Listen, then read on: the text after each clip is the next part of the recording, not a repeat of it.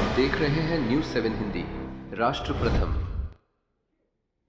नमस्कार, मैं अनूप और आप देख रहे हैं न्यूज 7 हिंदी। न्यूज 7 हिंदी पे आज चर्चा करेंगे एक ज्वलंत मुद्दे पे। क्या इस देश का युवा दर दर भटकने के लिए ही है? क्या इस देश का युवा लाठी खाने के लिए मजबूर है? क्या इस देश का युवा अगर अपनी रोजगार मांगता है तो लाठी खाएगा? इस देश का युवा अगर जो शासन सत्ता में लोग बैठे हुए हैं उनसे यह कह रहा है कि आप सही से एग्जाम करा लो तो लाठी खाएगा? पिछले 4-5 सालों में मुझे नहीं लगता कि इस देश में सफलतापूर्वक कोई एग्जाम हुआ है। अगर हुआ तो कहीं ना कहीं कुछ ना कुछ गड़बड़ियां आ गई। अगर पटना से एक आवाज उठती है खान सर की और वो ये कहते हैं कि भाई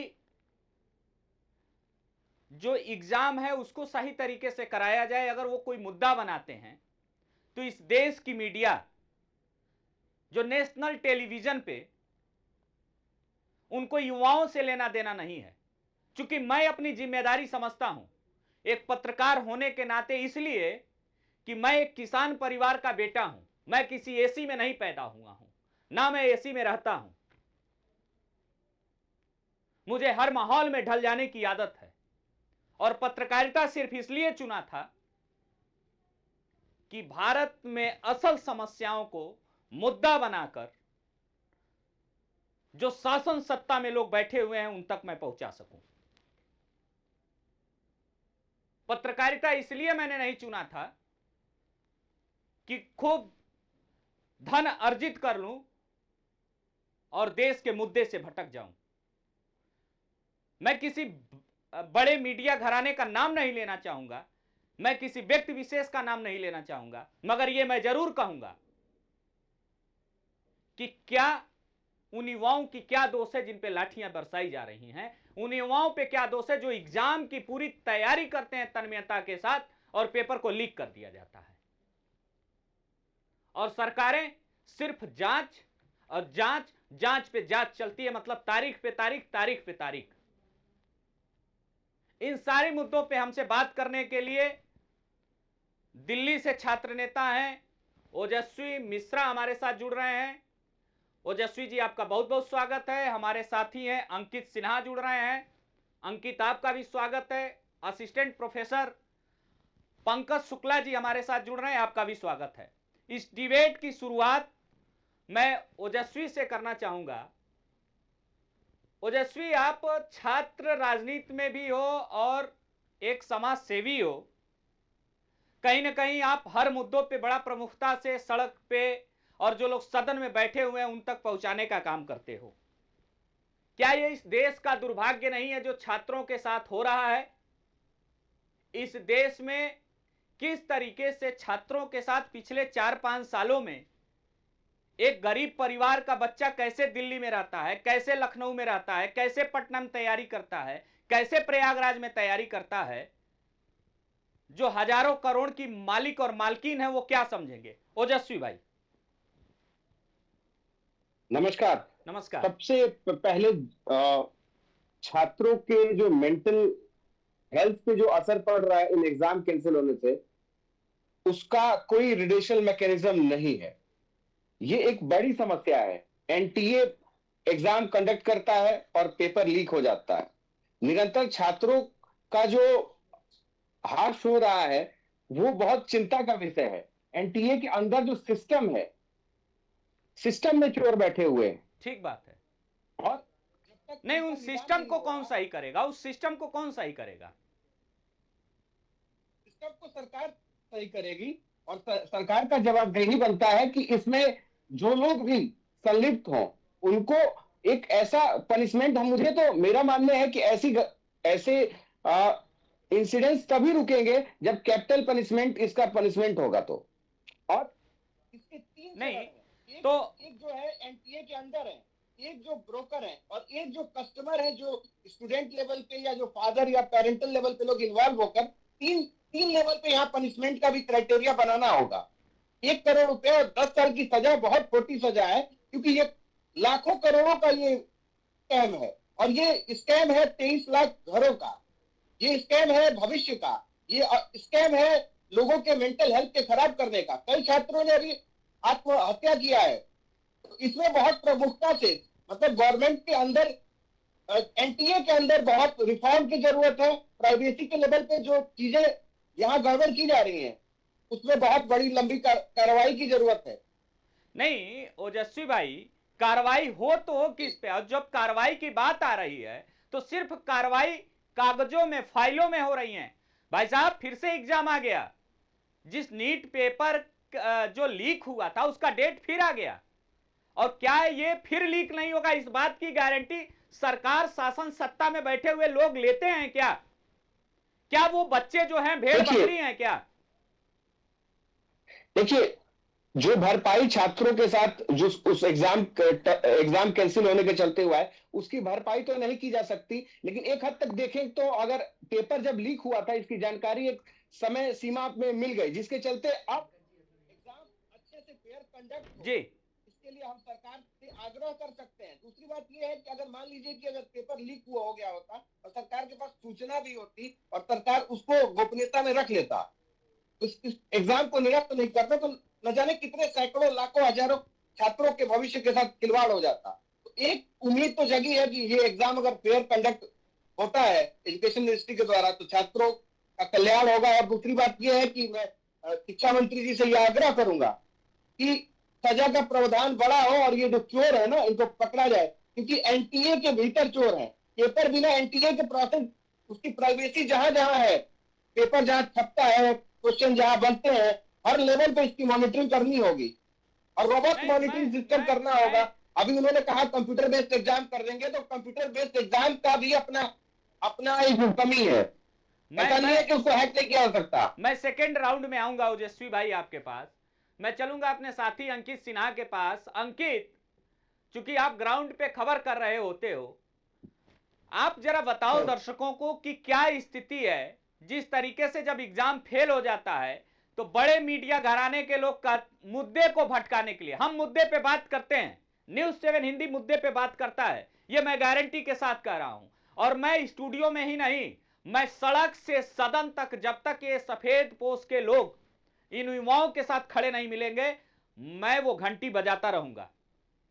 तो जरा बताओ अंकित कि क्या इन 4-5 सालों में जिस तरीके से पेपर लीक हुआ है, क्या इस देश का दुर्भाग्य है कि हम सारी चीजों पे, सारे तंत्र पे शिकंजा तो कस ले रहे हैं, मगर अब पता चल रहा है कि जो पेपर, जो देश के भविष्य हैं, सबसे युवा देश है अपना भारत, और उन देश के भविष्यों के साथ किस तरीके से खिलवाड़ किया जा रहा है।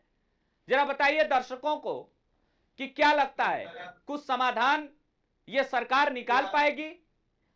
कुछ समाधान की तरफ ये लोग आगे बढ़े हैं कि फिर से कोई पेपर होगा, लीक होगा? मतलब नीट पेपर के बाद 3 ऐसे पेपर लीक हुए कि जिसपे कोई जवाबदेही नहीं है।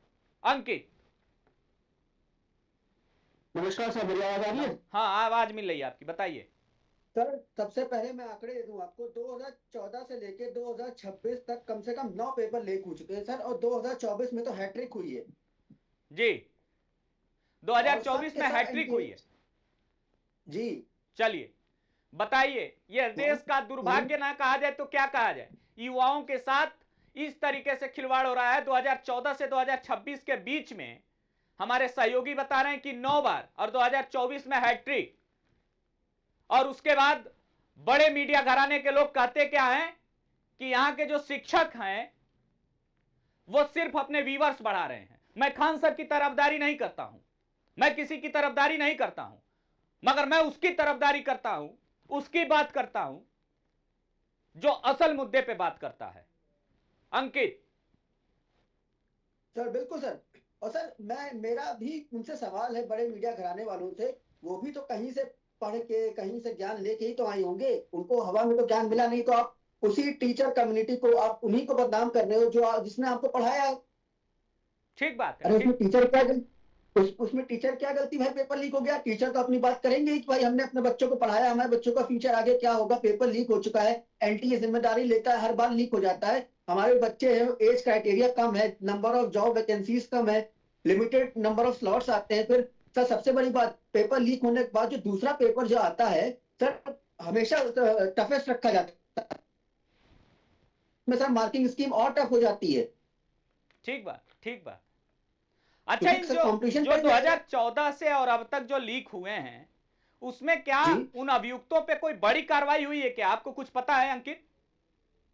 सर कोई ऐसी बड़ी कार्रवाई नहीं हुई है, केवल हाँ कुछ एक्यूज पकड़े गए, उनको जेल हुई और फिर वो कुछ समय बाद कोर्ट से बेल लेके बाहर आ जाते हैं सर। अभी भी ठीक। किसी पे सर कन्विक्शन नहीं आया है सर। अच्छा, मतलब जेल होता है, वो बेल लेके बाहर आ जाते हैं।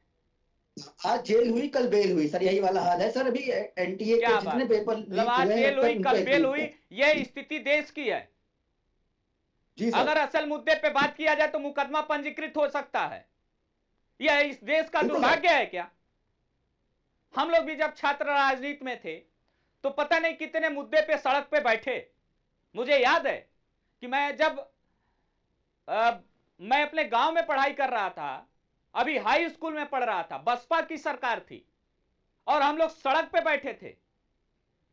और किसके नेतृत्व में बैठे थे? उत्तर प्रदेश सरकार के जो मुखिया हैं उनके नेतृत्व में बिजली विभाग को लेकर हम लोगों ने धरना प्रदर्शन किया था। हम मूलभूत सुविधा मांग लें तो हम इस देश के सबसे बड़े गुनाहगार हो जाते हैं। और जो केवल मूलभूत सुविधा से अलग हट के बात करे, युवाओं की बात ना करे, सड़क की बात ना करे, नाला नाली खड़ंजे की बात ना करे, देश के विकास की बात ना करे, अन्य देशों में क्या हो रहा है उसकी बात वाहवाही करें, हमारे प्रधानमंत्री जा रहे हैं तो वहां क्या हुआ, कैसे खाए कैसे नहीं खाए, कैसे सो रहे हैं। अरे भाई, उनका काम है, विदेश नीति पे वो काम कर रहे हैं, वो बेहतर काम कर रहे हैं, हमें उसमें बताने की जरूरत नहीं है। अगर बेहतर काम न कर रहे होते तो शायद सत्ता में न होते। हम मीडिया का काम है कि जहां कुछ कमियां हैं उसको व्यवस्थित करना। ओजस्वी भाई, मुझे जहां तक पता है कि आप भी भारतीय जनता पार्टी के समर्थक हो, राजनीति करते हो, बहुत सारे मंत्री संतरी आपके टच में हैं, पर क्या इस मुद्दे पे आप उन लोगों का ध्यान आकर्षित नहीं करते हो क्या ओजस्वी भाई? निश्चित करता हूं, और वो निश्चित वो लोग भी कर रहे हैं। देखिए मैकेनिज्म कैसे कर रहे हैं भाई साहब? 2014 से मैंने आपको आंकड़ा दे दिया, मेरे सहयोगी ने आपको आंकड़ा दे दिया, 2014 से 9 बार और 24 में हैट्रिक। देखिए, इसको दो तरीके से देख सकते हैं। बताइए। एक तरीका ये है कि सिस्टम ही खराब है, और दूसरा तरीका ये है कि चोरी पकड़ी जा रही है। इसके पहले की सरकारों में चोरी पकड़ में कम आती थी, जानकारी नहीं मिल पाती थी। देखिए, लेकिन सरकार की तरफदारी ओजस्वी भाई मत करिए, क्योंकि इसी सरकार में तो हो रहा है, इसी सरकार में हो रहा है। मैंने दोनों पक्ष को कहा है। मैंने इसको सिस्टम का फेलियर भी माना है, और मैंने ये भी माना कि एक पक्ष है कि इसमें चोरी पकड़ी जा रही है और उस पर कार्रवाई हो रही है। आप जरा बताइए कि अगर पटना से कोई शिक्षक ये कहता है कि भाई जिस पे गिरफ्तारी हुई उनके पे बुलडोजर कब चलेगा, एकदम जेन्युइनली बात करते हैं। मैं खान सर का समर्थक नहीं हूं ओजस्वी भाई, मैं अपना चैनल मैं किसी के समर्थन में नहीं चलाता हूं, पर मैं ये कह रहा हूं कि अगर एक आवाज उठती है तो उस पे देश के बड़े मीडिया संस्थान कहते हैं ऐसे नहीं वैसे। अरे भाई, गलत उन्होंने क्या कह दिया? आप एग्जाम पे क्यों नहीं बात करना चाहते हो? मैं तो यही कह रहा हूं ना। तो मैं आज जब आपको मैं इसीलिए जोड़ा कि आप एक यूथ हो, मुझे पता है दिल्ली से लेकर पूर्वांचल तक आप बहुत काम करते हो, समाज को लेकर काम करते हो, कई सारे युवा संगठनों के साथ आप जुड़े हुए हो, कई सारे युवाओं के मुद्दों को असल में आपने दिल्ली में उठाया है। तो फिर ये जो पेपर लीक हो गया, क्यों भाई साहब आप लोग शांत हो? क्या चल रहा है? नहीं, मैं शांत नहीं हूं, मैं शांत नहीं हूं। हाँ, मैंने इस मुद्दे को बड़े प्रखरता से उठाया है, और आप जरा सोचो। तो हम पूछेंगे, जहां छात्र हित की लड़ाई लड़नी होगी वहां लड़ेंगे। ओजस्वी भाई, हम सब जिस पृष्ठभूमि से आते हैं, किसान परिवार से हैं, मिडिल क्लास के लोग हैं। आप सोचिए कि आप जब तैयारी कर रहे होते हो, अपने पे सोचो जरा, और तैयारी घर के लोग कैसे पैसा देते हैं। जिस क्षेत्र से आप आते हो वह क्षेत्र बहुत उद्योगपतियों का क्षेत्र नहीं है। हम लोग जहां से आते हैं किसान आधारित क्षेत्र है। कोई गेहूं बेच के अपने बच्चे को पढ़ा रहा है, कोई गन्ना बेच के अपने बच्चे को पढ़ा रहा है, यहां तक कि तैयारियों में मां के मंगलसूत्र भी बिक जा रहे हैं ओजस्वी भाई, बच्चों के तैयारियों में। और वहां स्थिति ये हो रही है कि पेपर लीक, गया बच्चा पेपर देने 2 घंटा लाइन में लगा है, भैया पेपर नहीं होगा, लीक हो गया। ओजस्वी भाई कंटिन्यू करिए। मैंने बहुत प्रखरता से कि जी। जो एंट्रेंस सेंटर है वहां बच्चे पे ऐसे जांच होती है जैसे लगता है कि सारा चोरी का मटेरियल वो ले आया है जी। लेकिन वही जहां एनटीए एग्जाम को कंडक्ट करा रहा है उसकी जांच की कमियों को मैंने उजागर किया है।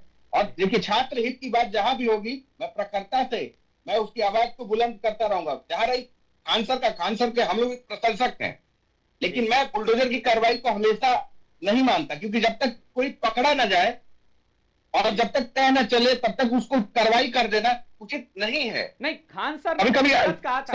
संदेह के आधार पे गलत लोग भी पकड़े जाते हैं। खान सर ने कुछ गलत बोल दिया था क्या? उसको आपने सुना था जो अभी 2-3 दिन से चल रहा नहीं, है? मैं माफी चाहूंगा, उस प्रकरण से मैं परिचित नहीं हूं, मुझे जानकारी नहीं है। ठीक है, वो प्रकरण सिर्फ इतना था कि उन्होंने कहा था कि मैं बुलडोजर का समर्थन करता हूं, आखिर उन अपराधियों पे बुलडोजर कब चलेगा। और दूसरा उन्होंने कहा था कि मीडिया का मेन काम है कि मुद्दों पे बात करना। ठीक है, मैं अपने चैनल से किसी चैनल और किसी एंकर का नाम तो नहीं ले सकता, मगर क्या उन्होंने क्या कुछ गलत कह दिया भाई? सही तो बोला, इसमें गलत क्या है? मैं भी खान सर के इस वक्तव्य का समर्थन करता हूं जी। और रह गई बात, अगर इस तरह का उनपे कोई प्रक्षेप करता है तो गलत है, क्योंकि वो एक शिक्षक है और लगातार छात्रों के बीच में रह रहे हैं, छात्रों की भलाई। और उन्होंने जो मतलब डिजिटल एजुकेशन में मतलब जो हेल्प किया है कि जितना सस्ता उन्होंने कोर्स किया है वो बहुत घर का गांव का बच्चा भी पढ़ के अब आईएएस पीसीएस हो सकता है। तो खान सर का योगदान इस देश के लिए बहुत बड़ा है। उन्होंने गांव के गरीब के बच्चे को भी शिक्षा देने का एक रास्ता दिया है। चलिए धन्यवाद। तो कम से कम आपने खान सर का समर्थन तो किया। मैं पीसीआर से पूछूं, क्या पंकज जी जुड़े हैं क्या अपने साथ? पंकज जी किसी टेक्निकल कारणों से नहीं जुड़ पा रहे हैं। अब हम अपने सहयोगी अंकित के पास चलेंगे। अंकित, क्या खान सर एक मुद्दा बन गए हैं क्या अब बड़े मीडिया घरानों के लिए? अंकित सर, जो उन्होंने कहा वो तो बिल्कुल सही बात कही। और सर, जो वो एक महान एंकर है, जो एक बहुत बड़ी पत्रकार है, जो झालमुरी का इतिहास बता रही थी हम लोग को कुछ समय पहले, तो उन्होंने जो कहा कि 2 कौड़ी के यूट्यूब वाले टीचर बन जाते हैं, तो क्या मैं आपसे पूछूंगा, मैं आप रश्मि जी से पूछूं, क्या उन्होंने सही कहा? नहीं, मैं वही जानना चाहता हूं कि क्या खान सर का मुद्दा गलत है?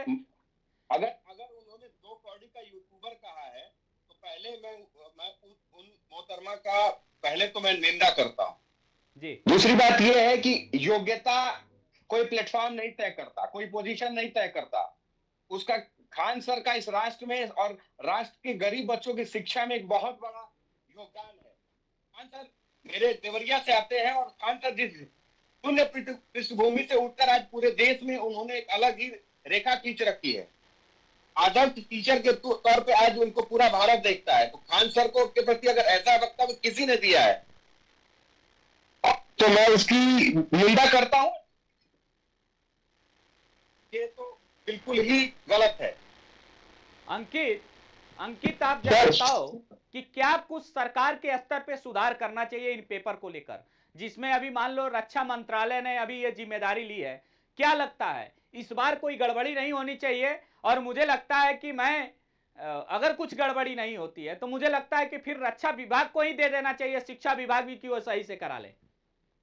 अंकित तो सर, क्या अब ये दिन आ गए हैं कि एक पेपर कराने के लिए, एंट्रेंस एग्जामिनेशन कराने के लिए हमें रक्षा विमानों का इस्तेमाल करना पड़ेगा? मतलब सर, अब ये दिन आ चुके हैं कि हमारा एजुकेशन सिस्टम इतनी बुरी तरीके से फेल हो चुका है।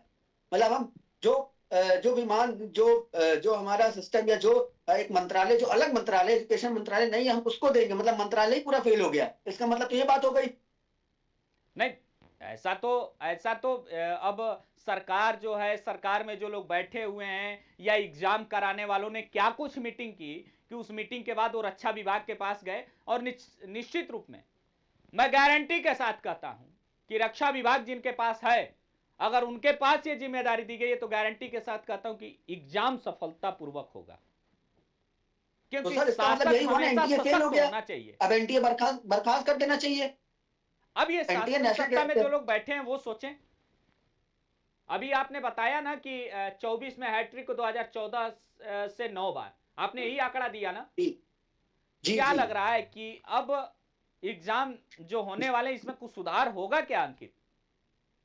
सर उम्मीद तो दुनिया कायम है, लेकिन जैसा कि आपने कहा, जब दूसरे मंत्रालय दूसरे विभाग को जिम्मेदारी दे दी गई है पेपर के सेफ्टी की, तो ठीक, मैं भी सर उम्मीद करता हूं कि इस बार पेपर लीक ना हो, बच्चों का भविष्य खतरे में ना जाए। लेकिन मैं फिर एनटीए को फिर मैं डिफॉल्ट मानूं, ब्लैक मानूं, उसको एक ब्लैक लिस्टेड एजेंसी मानूं? अब बिल्कुल ब्लैक लिस्टेड कर देनी चाहिए, मानू नहीं, ब्लैक लिस्टेड कर दीजिए, किसी और को खड़ा करिए। मैं लास्ट राउंड में जाऊंगा ओजस्वी भाई के पास।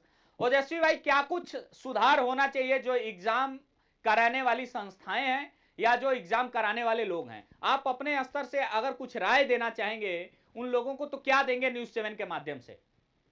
अंकित भाई, देखिए, ओजस्वी भाई माफ। मैं संस्थागत सुधार में विश्वास रखता हूं। ठीक है। एनटीए को बर्खास्त कर देना उतना आसान या उचित नहीं है, क्योंकि ठीक हमें एक मशीनरी चाहिए जो एग्जाम कंडक्ट करे। ठीक हमें रिफॉर्म की जरूरत है, हमारे प्राइवेसी की, हमारे पेपर लीक की। जिस स्तर पे भी हमारा पेपर लीक होने के चांसेस हैं, ठीक है। उन सारे प्रॉब्लम्स को रिजॉल्व करना होगा। ठीक है। क्योंकि एनटीए माननीय सुप्रीम कोर्ट के डायरेक्शन पे बना हुआ संस्थान है। ठीक तो है। और हमारे पास कोई अल्टरनेटिव ऑप्शन नहीं है, लेकिन हम रिफॉर्म तो कर सकते हैं ना, उसमें सुधार की जरूरत है। ठीक बात है। ठीक है, चलिए आपने बर्खास्त कर जी जी कंटिन्यू करिए। बर्खास्त करने का ऐसा होगा कि हमारा घर का छत टूट गया, हाँ, तो हम छत रिपेयर ना करके दूसरा घर बनाएंगे उस घर को तोड़कर। तो ये इस चीज मगर घर तो पूरा जर्जर है ना ओजस्वी भाई, घर तो पूरा जर्जर है ना? नहीं नहीं, होल्स पे दिक्कत है भैया। अच्छा सर, इसमें होल्स पे दिक्कत है। हाँ, ये जहां पेपर प्रिंट हो रहे हैं, ठीक है। क्वेश्चन जहां बन रहा है, ठीक है, ठीक बात। जहां से ये लीक हो रहा है, चलिए आपने बड़े प्रमुखता से बैंक ठीक है। तक जब पेपर पहुंचता है उसके बीच में पेपर लीक हो रहा है। अच्छा, चलिए ठीक है, हम किसी और मुद्दे पे आपको जोड़ेंगे। बड़ा प्रमुखता से आपने बात किया और न्यूज 7 के लिए जो टाइम निकाला उसके लिए धन्यवाद। अंकित आपके पास आना चाहेंगे। अंकित, क्या कुछ सुधार होना चाहिए? बस 1 मिनट के अंदर में आप बताइए, अगर एग्जाम हो रहे हैं तो इस पे क्या कुछ सुधार होना चाहिए?